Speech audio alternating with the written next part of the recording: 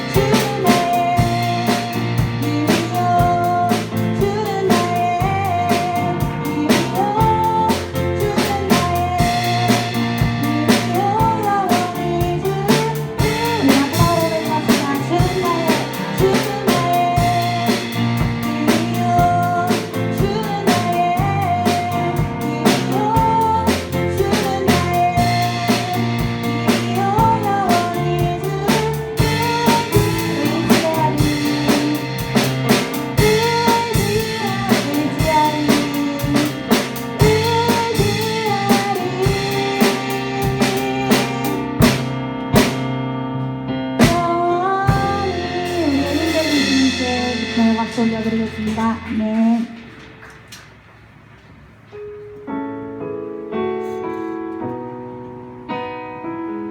합시다. 내가 주인 삼은 내가 주인 삼은 모든 건 내려놓고 내 주 대신 주 앞에 나가 내가 사랑했던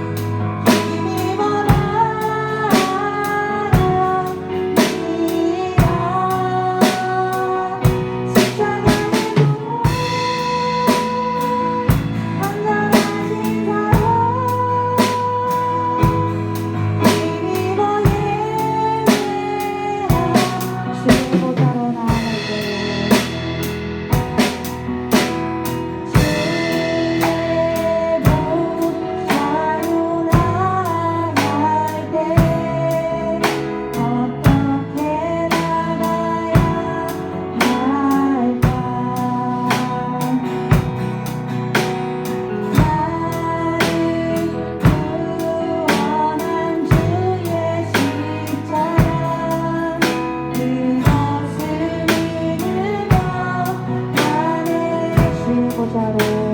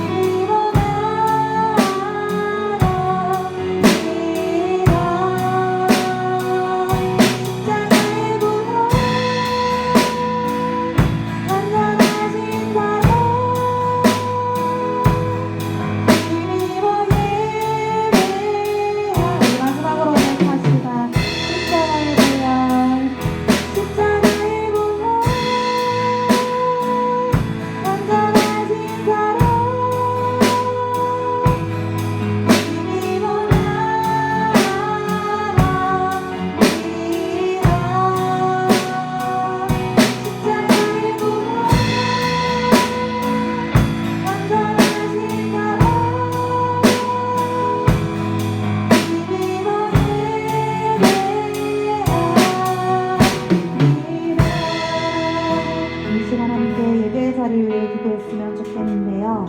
우리는 하나님 앞에 나아갈 자격도 없는 너무나도 연약하고 부족한 죄인이지만 오직 예수님의 그 사랑으로 예수님의 보혈로 자격 없는 우리가 이 예배의 자리 가운데 나올 수 있음을 고백합니다. 이 시간 그 하나님을 더욱더 바라보고 말씀 가운데 하나님을 느끼고 깨닫는 그렇게 하나님께 온전히 나아가는 예배의 시간이 되게 해달라고 함께 예배의 자리를 위해 기도했으면 좋겠습니다. 기도하겠습니다. 아버지 감사합니다.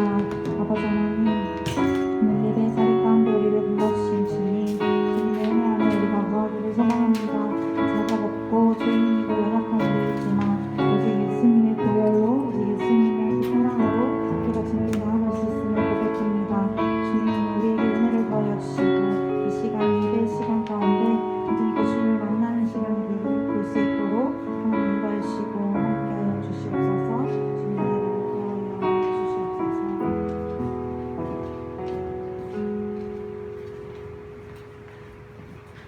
하나님 아버지, 지난 한 주간 저희를 지켜주셔서 오늘 이곳에 나와 예배드릴 수 있게 해주시니 감사드립니다.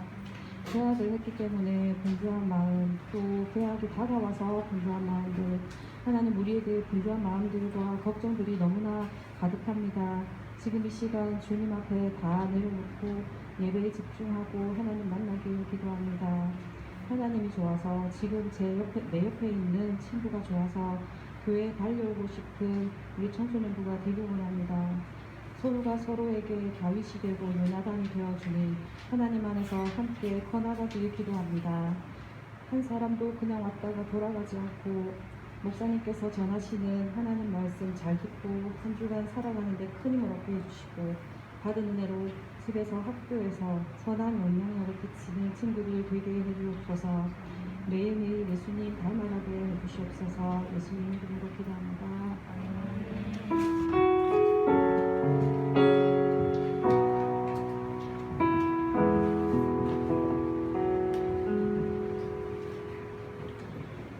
오늘 하나님이 우리에게 주시는 말씀은 민수기 21장 4절에서 9절까지 말씀이 되겠습니다.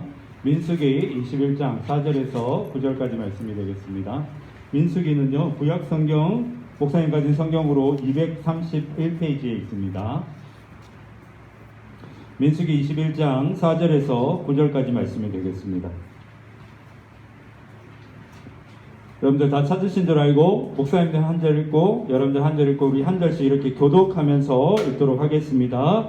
백성이 호르몬산에서 출발하여 홍해길을 따라 에돔 땅을 우회하려 하였다가 길로 말미암아 백성의 마음이 상하니라. 백성이 하나님과 모세를 향하여 원망하되 어찌하여 우리를 애굽에서 인도해내어 이 광야에서 죽게 하는가. 이곳에는 먹을 것도 없고 물도 없도다. 우리 마음이 이 하찮은 음식을 싫어하노라 하네. 여호와께서 불뱀들을 백성 중에 보내어 백성을 물게 하심으로 이스라엘 백성 중에 죽은 자가 많은지라. 백성이 모세에게 이르러 말하되 우리가 여호와 당신을 향하여 원망함으로 범죄하였사오니 여호와께 기도하여 이 뱀들을 우리에게서 떠나게 하소서. 모세가 백성을 위하여 기도하네. 여호와께서 모세에게 이르시되 불뱀을 만들어 강대 위에 매달아라. 물린 자마다 그것을 보면 살리라. 모세가 노뱀을 만들어 강대 위에 가니 강대 물린 자는 뱀을 쳐다본즉 모두 살더라. 아멘. 여러분들 축복하고 하나님 말씀 나누도록 하겠습니다. 여러분의 영혼이 잘된 같이 여러분이 범사에 잘되고 강건하기를 주님의 이름으로 축원합니다. 축원합니다. 여러분들 계약하셨죠? 좋죠? 그래요. 좋다고 이야기하는 친구들도 있는데 아직 이렇게 난 잘 모르겠어요 이런 친구들도 있나 봐요. 목사님 특별히 여러분들 축복하면서 기도합니다. 새 학기에도 새로운 2학기에도 하나님께서 여러분들의 은혜와 축복의 통로로 사용해 주시기를 주님의 이름으로 축원합니다. 그래요.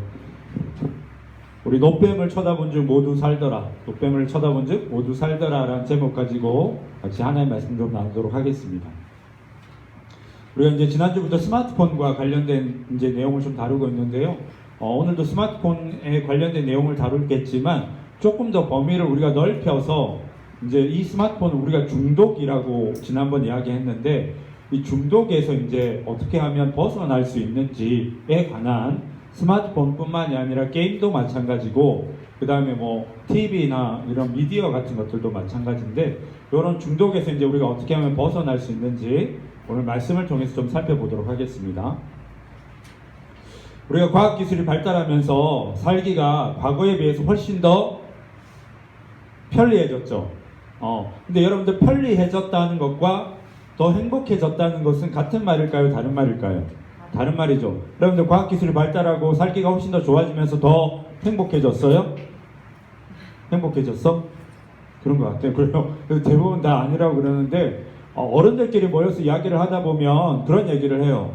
옛날에 참 그때가 참 좋았는데. 근데 우리가 이제 객관적으로 보면 과거보다 우리나라의 소득 수준이 훨씬 더 올라갔고 지금은 인프라적으로 이렇게 재밌는 것들이 환경이 너무 많이 갖춰져 있고 훨씬 더 과거에 비해서 풍족해졌거든요. 근데 사람들이 점점 시간이 지나면 지날수록 무슨 얘기를 하냐면 편리해졌다라는 이야기는 하지만 더 행복해요 라는 이야기를 하는 사람들은 별로 없어요. 근데 그 이유를 잘 살펴보면 사람은 환경적인 것도 굉장히 중요하지만 그거 못지않게 정서적인 필요가 채워져야 되거든요. 우리 안에 이제 어른들이 옛날이 좋았다라고 이야기하는 건 시설이 더 좋아서 그런 게 아니잖아요. 그렇죠? 어렸을 때 우리가 느꼈던 좋았던 그런 감정들이나 기억들이 있는데 그런 정서적인 부분들이 뭔가 채워지지 않으니까 이제 사람들이 과거를 오히려 더 그리워하고 여러분들도 나중에 그래요. 뭐 목사님이 어른들 얘기한다고 그러지만 여러분들이 나중에 고등학생 되고 대학생 되고 이제 결혼할 때 되고 어른 되면요. 그래도 우리 그때 학교 다닐 때는 우리는 그때는 안 그랬는데 막 그때는 이렇게 이런 얘기 한다? 웃기게? 지금은 모르겠지만 시간이 지나면 이제 그런 얘기를 하게 돼요. 근데 아니 왜 살기가 이렇게 편리해졌는데 사람들이 그런 얘기를 하는 걸까? 우리가 잘 생각해 보면 현대 사회를 우리가 특징 지을 때 가장 대표적인 단어 중에 하나가 뭐냐 하면 치열한 경쟁이라고 할 수 있죠. 여러분들도 학교에서 경쟁을 하잖아요. 좋은 학교를 가기 위해서 또 점수를 내신을 더 잘 받기 위해서 경쟁을 하잖아. 고3들은 이제 조금 있다가 수능을 봐야 되잖아. 점수를 더 잘 받아야지 내가 다른 사람보다 더 원하는 학교에 들어갈 수 있는 확률이 훨씬 더 높잖아요. 그러니까 뭐든지 현대 사회는 경쟁에서 이기지 못하면 살아남지 못하는, 자기가 원하는 것을 얻지 못하는 그런 구조적인 시스템으로 돼 있죠. 그러다 보니까 이 현대인들에게 나타나는 가장 대표적인 특징이 뭐냐면 스트레스와 피로입니다. 피곤해요? 안 피곤해요? 여러분들이 피곤한 건 저기 밤늦게까지 놀아서 그런 거고 목사님 주변에 이렇게, 목사님도 마찬가지지만 사실은 이게 목사님 주변이 아니고 목사님도 그래요. 목사님도 여러분들 막 이렇게 예배 드릴 때는 할렐루야 막 이렇게 할지 모르겠지만 예배 끝나고 이제 딱 내려가는 순간부터 온몸에 기운이 다 빠져요. 예배 한번 이렇게 설교 한번 하고 나면 진짜로 이렇게 에너지가 진짜 한 3분의 2 이상 완전히 다 빠진 느낌이에요. 그러다 보니까 저도 사람들 앞에서 공개적으로 이제 이야기하지 않지만 뭐 저희 와이프나 아니면 저 스스로한테 무슨 얘기하냐면 하나님 한 달만 아무것도 안 하고 그냥 푹 쉬었으면 좋겠어요. 이 얘기를 저도 수십 번 막 계속 생각해요. 그 정도로 그건 저만 그러겠어요? 여러분들도 마찬가지일 거고 우리 선생님들은 저보다 더 할걸요? 직장생활 하시면서 주일날 이제 나와서 봉사하시니까 훨씬 더 그런 마음이 더 많이 들 거예요.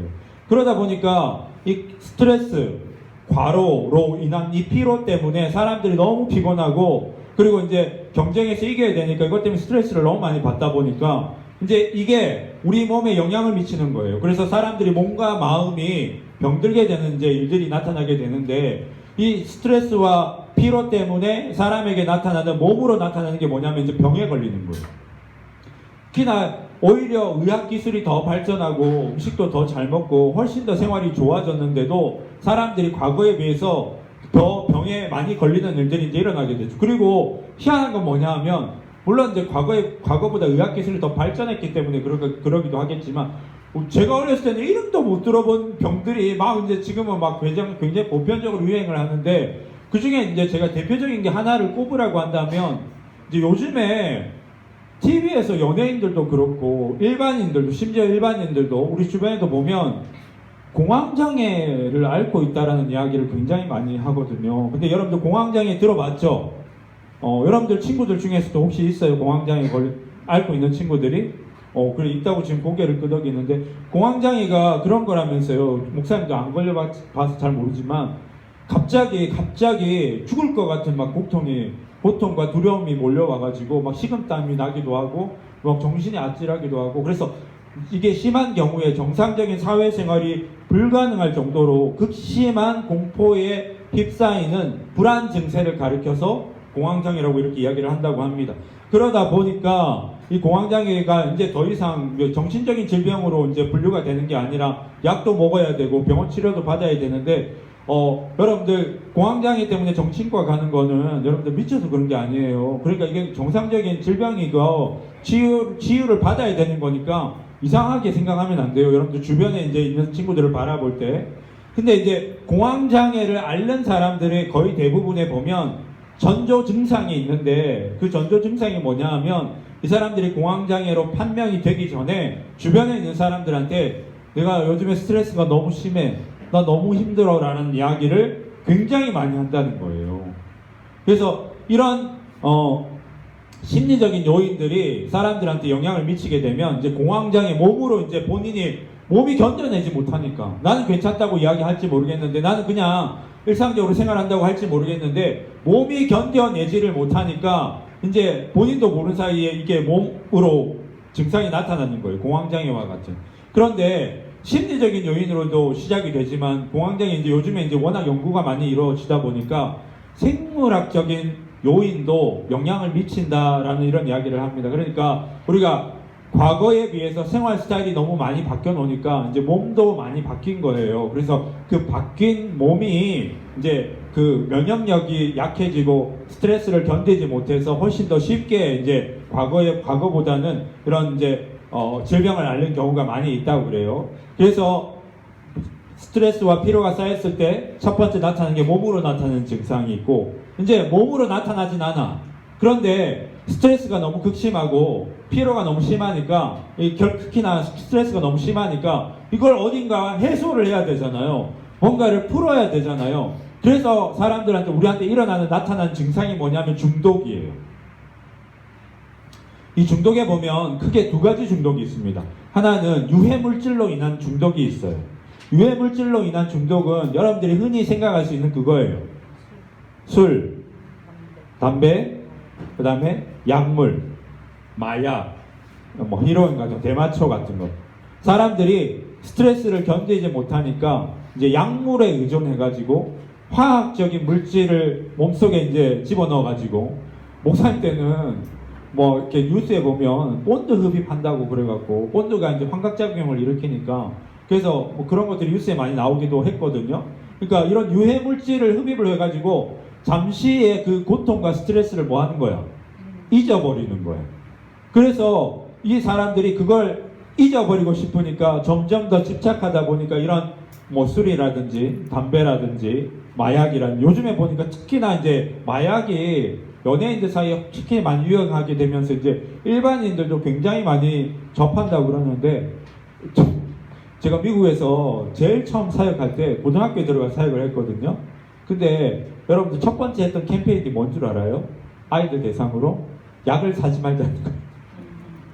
미국은요 학교 안에서 약을 팔아요. 고등학교 안에서. 그리고 그 마약 딜러가 학생이에요. 그래서 목사님 처음 사역하러 갔는데 캠페인 한 게 여러분 약을 하면 안 돼요. 그 목사님 이제 지금 여기하고 얼마나 분위기가 다르겠네요. 근데 우리나라도 이제 그렇게 될 수 있다는 거예요.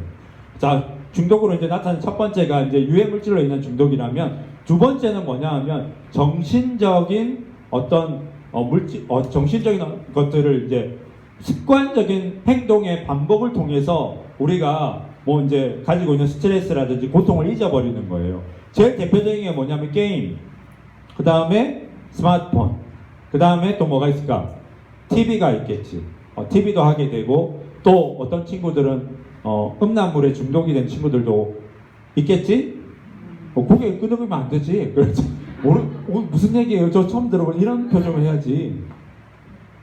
약물을 하지는 않지만 사람들이 이런 반복적인 행동들. 왜 게임을 하다 보면 우리가 여러분들 게임하고 예전에 TV 많이 보지 마라, 스마트폰 많이 보지 마라, 게임 많이 하지 마라. 이 이유가 뭐냐 하면 아무 생각을 안 하는 거예요. 그쵸? 게임하는 순간에 우리 무슨 생각 안 하잖아요. 여러분들 내가 보니까 진짜 건강한 애들은 그나마 이제 뭐 하는 줄 알아? 저기 그 피스 맞추는 거 있잖아요. 퍼즐 맞추는 거 있잖아요. 500피스짜리 막 500피스 다 맞추면 1000피스짜리 도전하고 막 그거 하다 보면 뭐 해요? 생각을 안 하는 거야. 그러니까 사람들이 결국은 왜 게임에 중독이 되고 스마트폰에 중독이 되고 왜 TV에 중독이 되냐 하면 생각하고 싶지 않은 거야. 괴로운 생각을 하고 싶지 않고 힘든 생각을 하고 싶지 않으니까 그걸 잊어버리고 싶은 거예요. 근데 여러분들 아까 약물로 인한 중독도 마찬가지고 이런 습관적인 행동의 반복을 통한 중독도 마찬가지인데 이거의 단점이 뭐냐면 이 치명적인 약점이 뭐냐 하면 중독은요 내성이 생겨요. 그 말은 뭐냐 하면 처음에 할 때는 이게 굉장히 강렬하고 이거 하니까 잊어버리지 않는다 하는데 점점 반복이 되면 약물도 마찬가지고 습관적인 행동도 마찬가지인데 이게 점점 더 반복이 되면 우리 안에 내성이 생기기 때문에 이제 더 이상 처음에 느꼈던 그 쾌감이 느껴지지 않는 거예요. 처음에 느꼈던 그 즐거움이 느껴지지 않는 거예요. 그럼 여러분들 그 다음부터 어떻게 하게 될까요? 강도를 높이는 거예요. 그래서 술을 처음에는 한 잔만 먹던 사람이 나중에 한 병을 먹게 되고 두 병을 먹게 되고 심하게 되면 이제 알코올 중독으로 가는 거고 약도 일주일에 한 달에 한 번 이렇게 하던 사람도 나중에 어떻게 돼요? 이제 매일 약을 안 하면 미치는 거지. 게임도 마찬가지라는 거예요. 스마트폰도 마찬가지고. 처음에는 목사님도 그랬어요. 처음에 유튜브 나왔을 때 유튜브 일주일에 한 번 볼까 말까 그랬어. 근데 지금은 뭐 어떻게 해요? 매일 봐요. 매일. 그러니까 뭐냐 하면 우리는 이 습관적으로 반복되는 행동이 처음에는 이게 나한테 기쁨을 주다가 이게 익숙해지면 더 강한 자극을 원한단 말이에요. 그 중에 이제 대표적인 게 뭐냐 하면 제가 아까 얘기했던 스마트폰이라고 이제 말씀이 드렸는데 우리나라가 스마트폰 보급률 몇이라고요?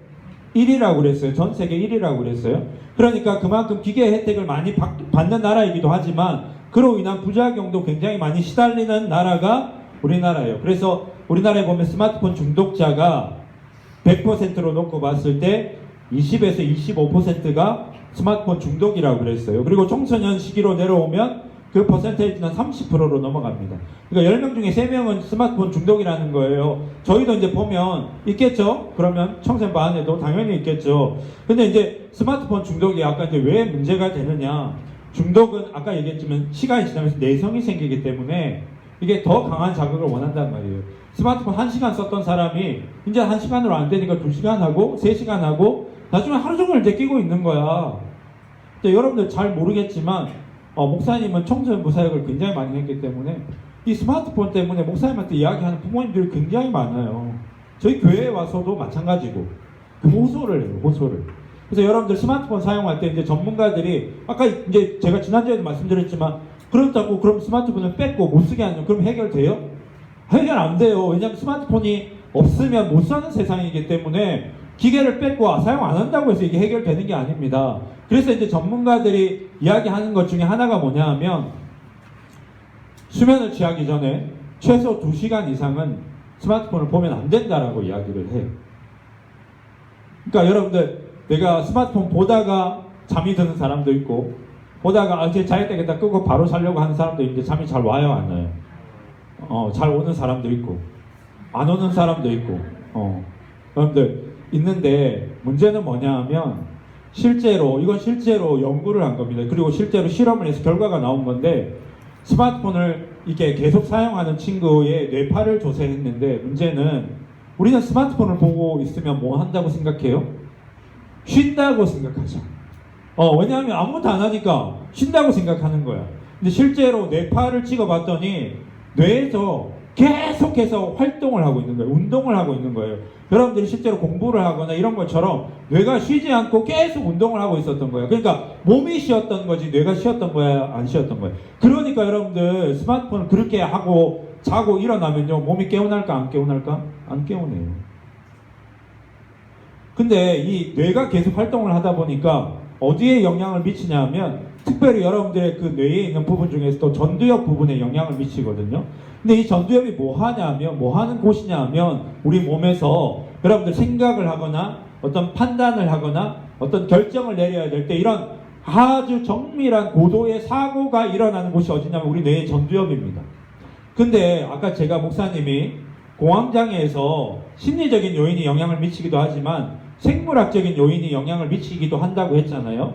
근데 이 공황장애를 앓고 있는 사람들이 생물학적인 요인 중에서 영향을 미치는 부위가 어디냐면 바로 뇌 중에서도 어딜까? 전두엽이에요. 전두엽에 문제가 생긴 친구들이 보면 공황장애를 앓는 경우가 굉장히 많다라는 연구 결과가 나왔다는 겁니다. 그러니까 여러분들 스마트폰 사용이 스마트폰 사용한다고 해서 제가 몸이 안 좋아지고 여러분들 그게 맞을까요? 틀릴까요? 틀렸다는 거야. 스마트폰이 여러분들을 쉬게 해주는 게 아니라 여러분들이 모르는 사이에 여러분들이 약해지게 만들고 있는 도구 중에 하나가 되고 있다라는 거예요. 아니 옛날에 비해서 그렇게 살기가 편해지고 의학기술도 발달하고 약도 좋은 약도 많이 나오는데 사람들이 오히려 과거에 비해서 더 약해지고 병을 더 많이 앓고 있고 스트레스는 더 심해져서 행복하다는 이야기보다 불행하다는 이야기를 더 많이 하는 그런 시대를 우리가 지금 살고 있단 말이에요. 그러면 이럴 때에 우리가 어떻게 하면 중독에서 벗어날 수 있는지 이제 말씀을 통해서 오늘 좀 살펴보도록 하겠습니다. 오늘 우리가 이제 나눴던 말씀 민수기 말씀인데 목사님이 민수기에 대해서 이제 잠깐 설명을 해드리면 민수기는 이스라엘 백성들이 출애굽을 한 다음에 광야에서 살다가 이제 가나안 땅에 들어가기 전까지 있었던 사건에 관한 내용을 다루고 있어요. 그러니까 광야에서 이스라엘 백성들이 살았던 내용을 기록한 거예요. 근데 왜 민수라고 했냐면 백성 민자에 숫자를 해가지고 출애굽 1세대 숫자를 민수기를 보면 출애굽 1세대에 각 지파별 족장별 가족들의 숫자가 나와요. 그런 다음에 이제 민수기가 마무리될 때쯤에 이제 광야 생활을 거치는 동안 이제 살아남은 이제 새롭게 그 광야 생활을 거치는 동안 태어난 출애굽 2세대의 숫자를 기록하고 있어요. 그래서 첫 번째 출애굽 1세대하고 출애굽 2세대 사이에 일어났던 일을 기록했다고 해가지고 뭐라고 하냐면 민수기라고 그래요. 근데 왜 이스라엘 백성들이 이제 광야 생활을 하게 됐느냐? 이스라엘이 출애굽한 다음에 하나님이 12명의 정탐꾼을 가나안 땅에 보내게 되죠. 그리고 그 정탐꾼들이 돌아와서 보고를 하는데 2명의 정탐꾼은 저 땅은 진짜 하나님 주신 땅이 맞다. 올라가자. 그 사람이 누구예요? 여수아와 갈렙이죠. 근데 나머지 10명의 정탐꾼은 아니라는 거예요. 좋은 땅은 맞지만 우리는 거기 가면 어떻게 된다? 다 죽는다. 왜? 그 땅에 누가 살고 있기 때문에. 거인들이 살고 있기 때문에 죽는다는 거예요. 그러니까 가면 안 된다라는 이야기가 막 퍼지게 되고 사람들이 이 말에 동요를 한 거야. 그래서 우리를 죽이려고 여기를 끌고 나왔냐 막 불평하기 시작하니까 하나님이 벌을 내리십니다. 뭐냐 하면 정탐꾼들이 40일 동안 그 가나안 땅을 정탐하고 왔어요. 그래서 40일 그 하루를 1년으로 계산해 가지고 이스라엘 백성들이 40년 동안 광야에서 생활하게 하신 거예요. 여러분들 원래 그 땅은요 일주일이나 짧으면 일주일 길면 한 달이면 가요. 근데 그 일주일이나 한 달이면 갈 거리를 얼마 동안 갔다는 거예요? 40년을 헤매서 갔다는 거예요. 근데 웃긴 게 그냥 가면 되잖아요 이렇게 얘기할 수 있는데 여러분들 광야는 어떤 곳이냐 하면 사람이 살 수 있는 곳이다 없는 곳이다? 없는 곳이에요. 그래서 하나님이 이스라엘 백성들을 뭘로 인도하셨어요? 낮에는 구름 기둥으로 밤에는 뭐? 불 기둥으로. 왜? 낮에는 햇볕이 너무 강렬하니까 밤에는 뭐 기온이 급격하게 떨어지니까 이건 사람이 힘으로 살 수 없는 곳이에요. 그러다 보니까 이 하나님께서 인도하신 대로 간 길이 얼마나 걸렸냐면 40년이라는 시간이 걸리게 됐던 거죠. 그래서 이 40년 동안 이제 이스라엘 백성들이 돌아다니면서 이제 시간이 지나가 가지고 이제 가나안 땅이 굉장히 가까이 가게 된 이제 이런 이제 시기가 됐습니다. 그러다가 이스라엘 백성들이 이제 곳을 가야 되는데 좀 빨리 가고 싶은 거예요. 너무 오랫동안 광야 생활을 하기도 했고 그러다 보니까 몸과 마음이 굉장히 지쳐 있다 보니까 내가 언제까지 이렇게 둘러가야 되나 조금 빨리 가고 싶다. 근데 빨리 가려면 에돔 족속이 살고 있는 땅을 지나가야 되는 거예요. 근데 엄밀히 따지면 에돔 족속은 이스라엘하고 형제의 관계입니다. 이 에돔이 누구냐면 야곱의 형이었던 에서의 후손들인 거예요. 그러니까 이스라엘하고 형제 관계가 되는 거죠. 그래서 이제 에돔 족속한테 부탁을 합니다. 뭐냐 하면 그 전에 모압 땅에서 안 비켜줬어요. 전쟁을 해서 그냥 싸워서 이겼거든요. 근데 이제 어떻게 하냐면 우리가 아무것도 빼앗지도 않고 아무 해방도 하지 않고 당신들 물건에 전혀 손대되지 않고 아무것도 안 할 테니까 지나가게 해주세요. 근데 에돔이 어떻게 했냐면 거절을 하거든요. 왜? 에돔은 이제 이스라엘이 얄밉고 싫으니까. 그래서 거절을 한 거예요. 그래서 싸움을 해도 되는데 하나님이 이제 그냥 지나가려 해서 어떻게 하냐면 돌아서 가게 된 거예요. 그래서 이제 예를 들면 이런 거예요. 하루면 지나갈 수 있는 거리를 한 일주일, 한 달을 지나가지고 돌아서 간 거예요. 그러니까 여러분들 몸이 피곤하겠어요? 안 피곤하겠어요?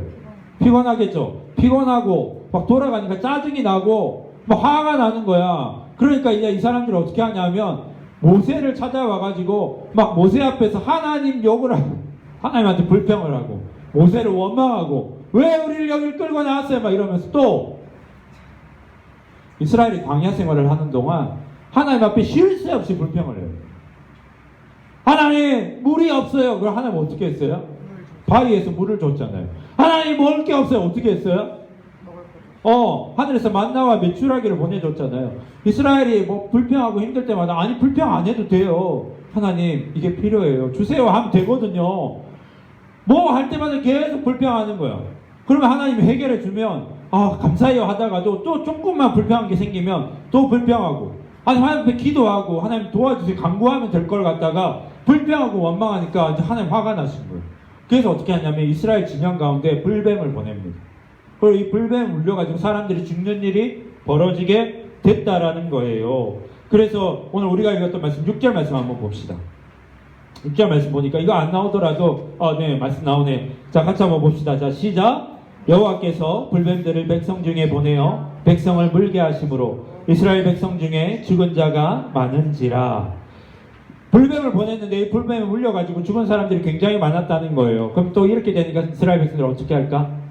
잘못했어요. 살려주세요. 막 이제 이런 얘기가 나오는 거예요. 그래서 모세를 찾아와가지고 자기가 잘못했으니까 자기들을 이제 도와달라는 거예요. 하나님 앞에 우리를 대신해서 용서를 구해달라는 거예요. 그래서 이제 모세가 백성들의 이야기를 듣고 하나님 앞에 기도를 합니다. 그러니까 하나님이 모세의 기도를 들으시고 뭐라고 말씀하시냐면 8절 말씀을 보니까, 오늘 우리가 읽었던 말씀 8절 말씀을 보니까, 여호와께서 모세에게 이르시되 불뱀을 만들어 장대 위에 매달아라. 물린 자마다 그것을 보면 살리라 라고 이제 이렇게 말씀하신 거예요.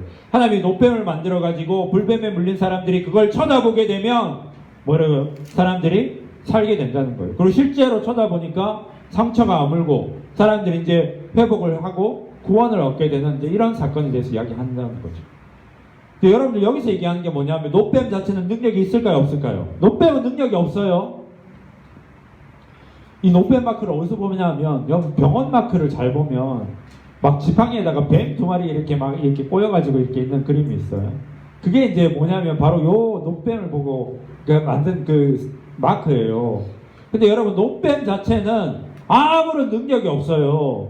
그러니까 하나님이 왜 노뱀을 바라보라고 했냐면 노뱀의 능력이 있어서 그걸 바라보라고 한 게 아니라 광야의 하나님이 이스라엘 백성들에게 광야의 시간을 허락하신 이유는 뭐냐면 광야는 사람이 살 수 없는 곳이에요.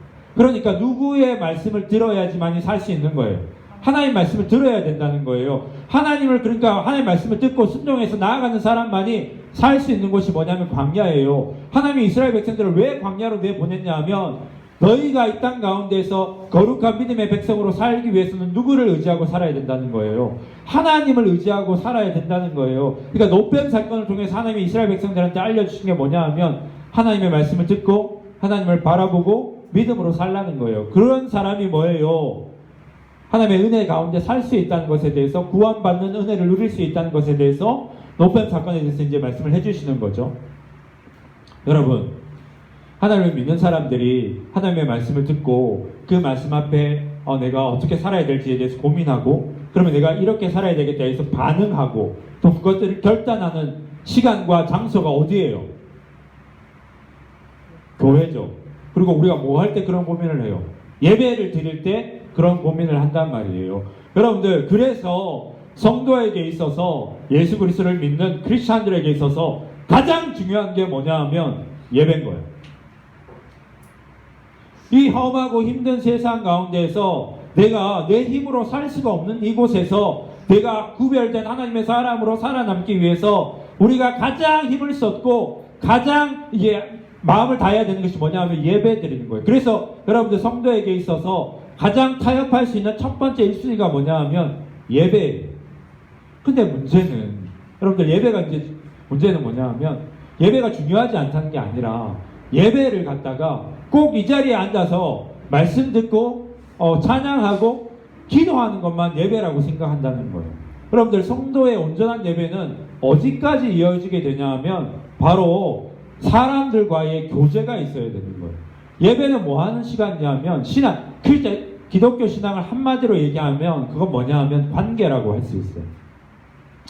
예수님이 크고 중요한 두 가지 계명에 대해서 말씀해 주셨죠. 첫 번째 계명이 뭐예요? 주 너의 하나님을 뭐 해라? 사랑해라. 하나님과 우리의 관계에 대해서 이야기하는 거예요. 두 번째 계명이 뭐예요? 내 이웃을 내 몸과 같이 사랑해라. 사람과 사람 사이의 관계에 대해서 이야기하는 거예요. 기독교는 일단 세로가 우선이에요. 하나님과 우리의 관계가 온전히 건강하게 이루어져야 돼요. 그래야지만이 두 번째가 가능해요. 그 두 번째가 뭐냐면 사람과 사람 사이의 관계인 거예요. 여러분들, 하나님과 우리의 관계를 보면요, 성경을 보면 하나님은 우리한테 주로 뭐 하냐면 준다라는 이야기를 많이 해요. 축복을 주고 은혜를 주고 이런 것들을 준다는 얘기를 많이 해요. 근데 하나님이 사람을 대할 때는 어떤 얘기를 많이 하시냐면 흘려보내라는 이야기를 많이 해요. 섬기라는 이야기를 많이 해요. 근데 그렇게 하기 위해서는 뭐냐 하면 하나님으로부터 우리가 은혜를 뭐 해야 돼? 공급받아야 돼. 이게 예배야. 그러면 그 다음에 이제 이 공급받은 은혜를 어떻게 해야 돼? 흘려보내야 돼. 그게 뭐냐면 교제예요. 그러니까 여러분들 주일 예배는 오늘 여러분들 예배 끝나고 국가 공부한다고 끝나는 게 아니라 바로 사람들하고 같이 만나서 그 말씀을 가지고 고민하고 교제하고 그거 가지고 이제 어떻게 내가 섬겨야 될지에 대해서 실제로 섬기고 거기까지가 이루어져야지 온전한 뭘 드리는 거예요? 주일 예배가 이루어진다는 거예요. 근데 여러분들 현대사회가 너무 바쁘다 보니까 무슨 일이 일어나게 되냐면 신앙마저도 개인주의 신앙으로 굉장히 흐르는 거예요. 제가 좀 심하게 말씀드리면 이건 반쪽짜리 예배예요. 내가 여러분 예배만 주일 예배 내 주일 예배 드렸으니까 내 할 일 다 했다? 이건 반쪽만 한 거예요.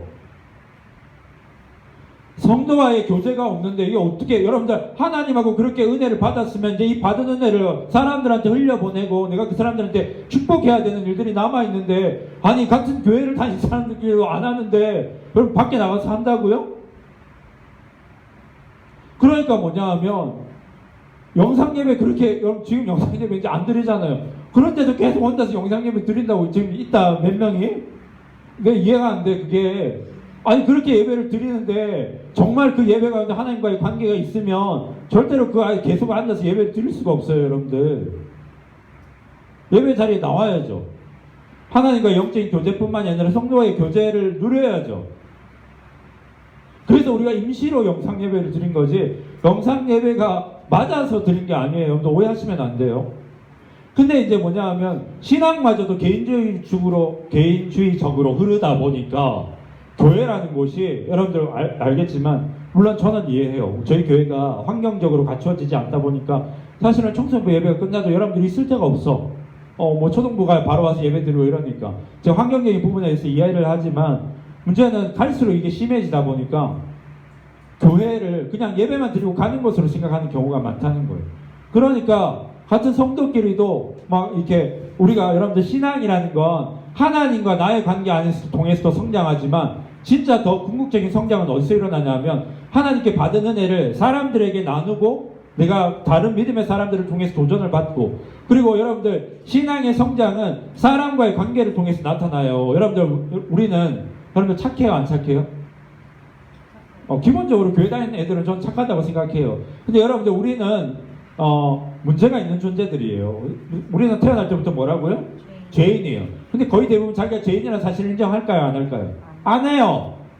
내가 교회도 다니고 이렇게 나름대로 담배도 안 피고 그렇죠? 게임도 그렇게 오래 안 하고 술도 안 마시고 저는 다른 학교에도 막 학교에 뒤에 담배 피는 애들처럼 그렇게 안 해요. 막 여러분 다 나름대로 나는 뭐 그렇게 생각한단 말이에요. 근데 우리가 언제 내가 문제가 있는 사람이라는 걸 깨닫게 되냐면 사람과 사람 사이 관계에 문제가 생기면 이제 그때 알아요. 나한테 이렇게 연약한 부분이 있구나. 나한테 이렇게 모난 부분이 있다라는 걸 그때서야 알게 돼요.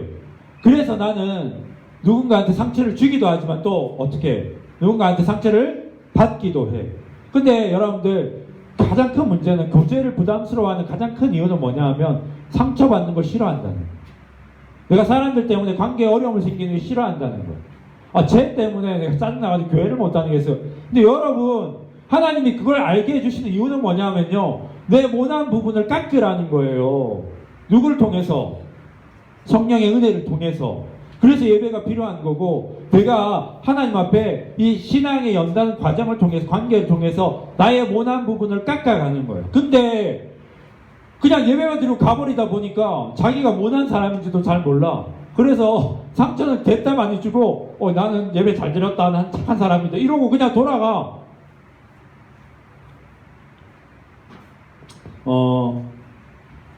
집에서 굉장히 이제 제가 유튜브를 보다가 굉장히 재밌는 실험을 하나 봤는데 캐나다 출신의 브룩스 알렉산더라는 이제 교수님이 있습니다.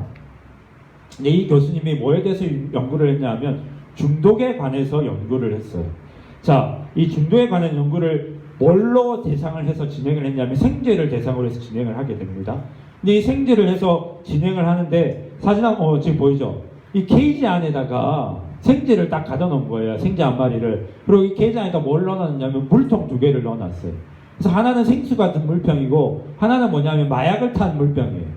그리고 이제 이 물병은 이제 케이지 안에 둔 다음에 관찰을 한 거지. 생제가 어떻게 하는지. 생제가 이제 물 2개를 다 봤을 거 아니에요. 어느 물통을 더 많이 찾았을까? 마약을 든 물통을 당연히 더 많이 찾았어요. 왜? 이제 이게 몸속에 화학 물질이 전달이 되면서 이제 반응이 오기 시작하는 거예요. 그러니까 막 극도의 이제 쾌락 상태가 되다 보니까 나중에 보니까 어떻게 하고 있냐면 쥐가 죽는데 마약이 든 물통을 입에서 물고 놓지를 않았다는 거예요. 그러니까 이게 뭐냐면 이렇게 해서 뭐가 일어나냐면 중독이 일어나게 된다는 거예요.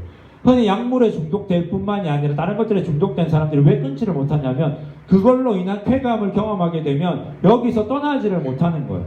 근데 이제 이 사람이 실험을 하다가 한 가지 이제 의문점이 들었어요. 왜냐하면 여러분들 병원에 가면 굉장히 이제 통증이 심한 경우에, 아픈 경우에 보면 병원에서 뭘 놔주냐면 마약성 진통제를 놔주거든요. 근데 그 사람들이 회복이 된 다음에 퇴원한 다음에 마약을 찾을까요? 안 찾을까요? 안 찾아요. 아니 똑같이 마약을 복용했는데 왜 이 사람들은 마약을 안 찾는데 왜 또 어떤 사람들은 마약에 중독이 되고 이런 일들이 일어나게 될까?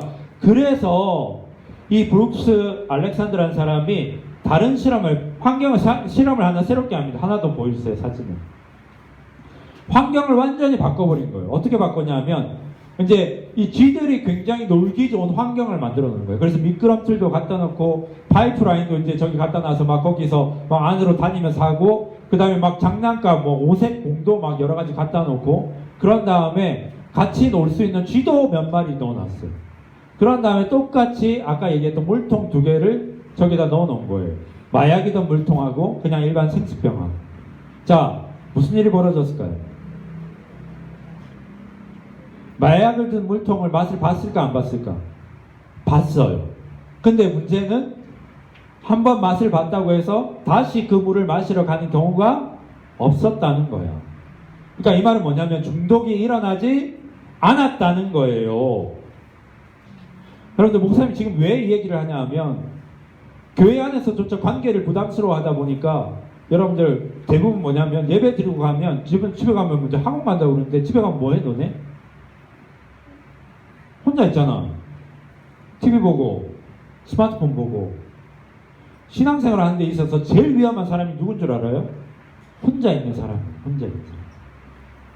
왜? 혼자 있을 때 우리는 가장 많은 유혹을 받게 되거든요. 그래서 성경에 보면 부부 사이라 할지라도 기도할 때 외에는 뭐예요? 떠들어져 있지 말라고 이야기해요.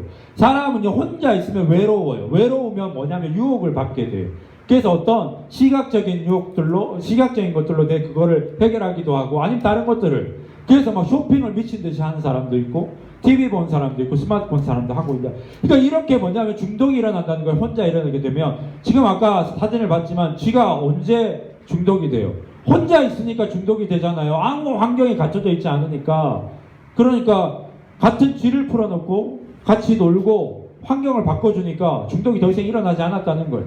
그러니까 그러면 사람들이 그건 생쥐잖아요. 우리 사람인데. 그래서 실제로 이 실험을 어떻게 적용하냐면 미국에서 베트남 전쟁이 일어나게 됩니다. 베트남 전쟁이 이제 1960년도에 일어나서 15년 동안 전쟁이 일어나게 되는데 300만 명이나 되는 군인들이 이 베트남에 왔다 갔다 했어요. 근데 전쟁을 치르는 동안 이 전쟁이 여러분 우리는 겪어보지 않았지만 너무 끔찍하다고 그러잖아요. 뭐 전쟁 영화만 봐도 너무 끔찍한데 너무 끔찍하다 하고 이렇게 있다 보니까 너무 이제 고통스러운 상황과 환경들이 매일같이 눈앞에서 펼쳐지니까 사람이 죽어나가고 막 이제 자고 있으면 막 포탄이 터지고 총소리가 나니까 이 사람들이 스트레스를 견디지 못해가지고 그 군인들 가운데 약 20% 정도가 마약을 하게 돼요.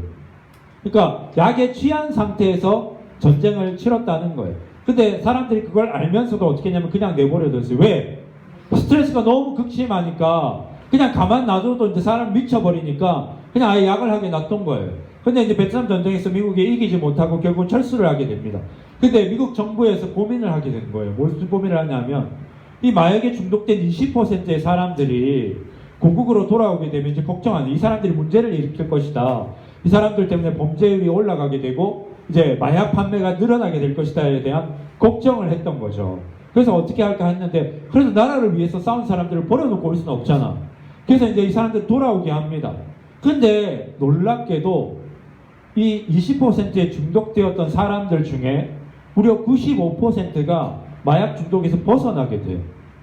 왜 이런 일이 일어나게 됐느냐? 돌아오면 누가 기다리고 있어요? 가족과 누가 또? 친구가 기다리고 있는 거예요. 이 사람들이 아주 극심한 매일같이 대포 소리, 총소리, 막 사람 죽어가는 소리를 듣다가 이제 가정에서 평안을 누리는 거예요. 가족들한테 위로를 받고 따뜻함을 느끼고 친구들과 막 즐거운 시간을 보내니까 더 이상 마약에 대해서 생각이 나지 않았던 거죠. 그래서 이제 회복이 일어나게 됐다는 거예요.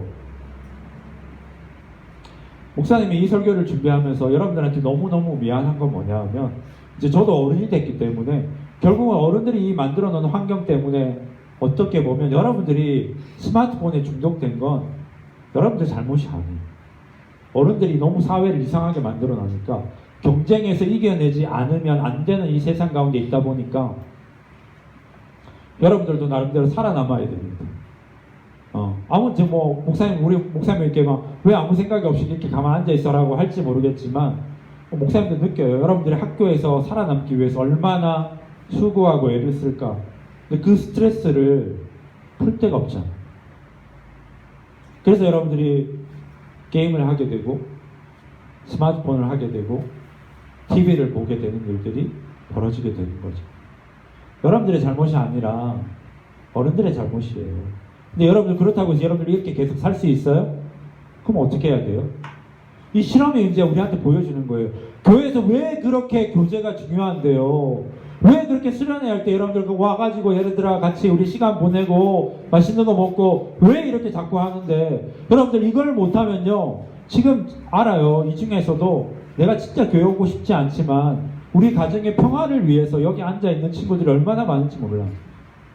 내가 대학을 딱 들어가는 순간부터 이제 엄마 이제 더 이상 나한테 나 어른이야, 나 20살 넘어서 성인이야, 더 이상 나한테 교회를 강요하지 마라고 이야기할 친구들이 걱정이다 있을까봐. 그래서 여러분들 신앙생활을 하는 동안 여러분들이 이 관계의 기쁨을 맛봐야 돼요.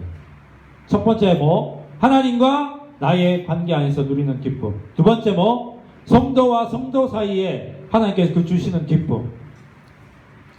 목사님들하고 선생님들이 왜 교회를 이렇게 사랑하고 떠나지 못하는 이유들이 있어요.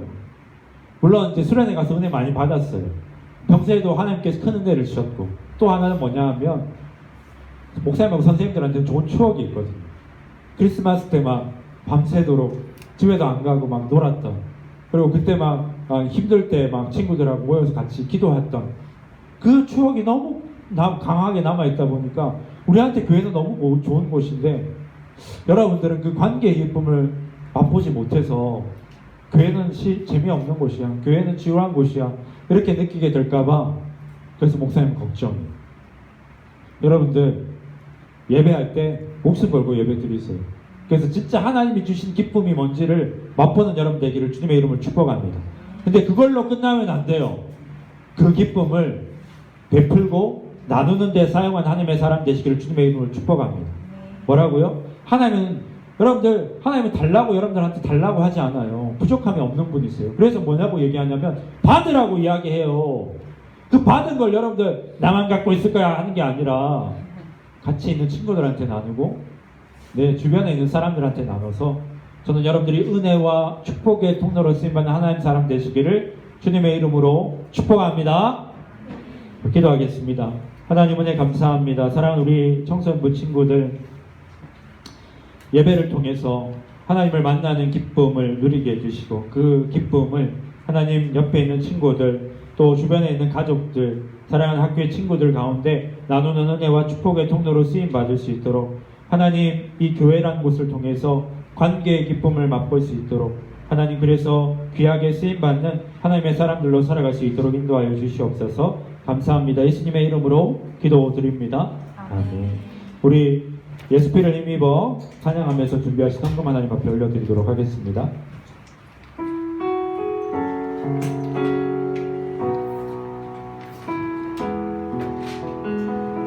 주의 보좌로 주의 보좌로 나아갈 때에 어떻게 나가야 할까? 나를 구원한 주의 십자가 그것을 믿으며 가네. 자격 없는 예임이 아니 자격 없는 예임이 아니 오직 예수님의 보혈로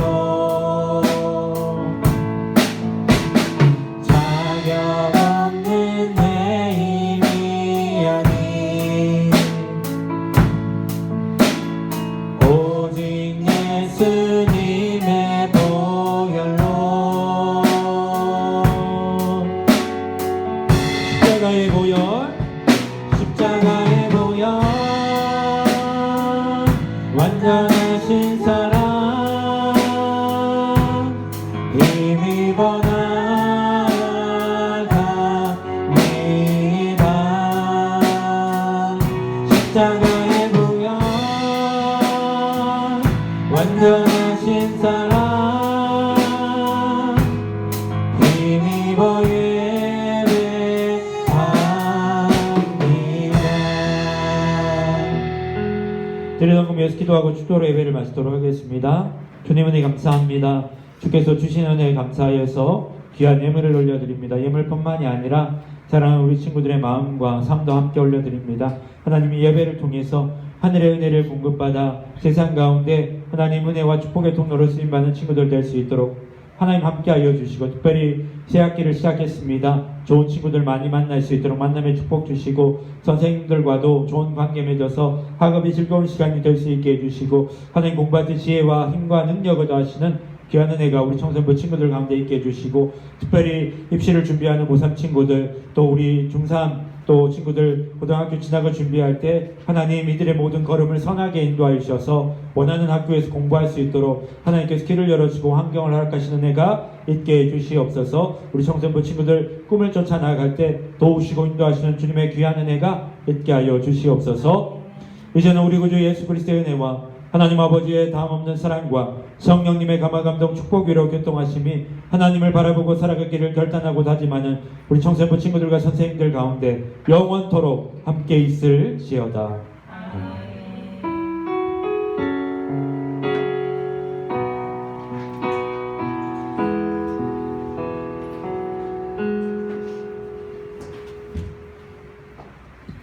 광고 안내 드리겠습니다. 현재 찬양팀원을 모집하고 있습니다. 찬양팀에 관심 있는 친구들은 망설이지 말고 꼭 담임선생님을 통해서 신청해 주시고, 특히 남학생분들 많은 관심을 가져주시면 좋겠습니다. 그리고 장학생 선발을 하고 있습니다. 선생님들께서는 꼭 학생들을 좀 추천해 주셨으면 좋겠습니다. 그리고 오늘 8월달 생일 축하 있습니다.